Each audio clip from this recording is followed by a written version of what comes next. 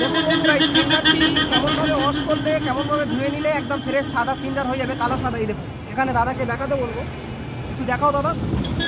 এই যে বালতিতে আমি জল নিয়েছিলাম, এই দেখুন, এই যে দুবার ধুলাম, এই দেখুন পুরো ফ্রেশ হয়ে গেছে। ঠিক আছে, আমি এখানে ধুয়ে রাখবো আপনাদের সামনে। এই দেখুন, এই দেখুন রাখছি আমি ধুয়ে।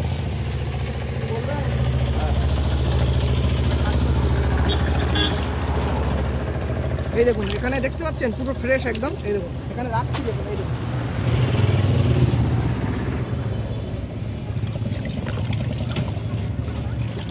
দেখেছেন পুরো, এই দুবার ধুলাম তাতেই ফ্রেশ হয়ে গেছে। আপনাদের বাড়িতে এরকম বালতি বা গামলার মধ্যে নিয়ে যদি বা আপনারা এরকম রেখে দেন, কিছুক্ষণ পরে যদি এরকম বার করে নেন, এরকম ফ্রেশ।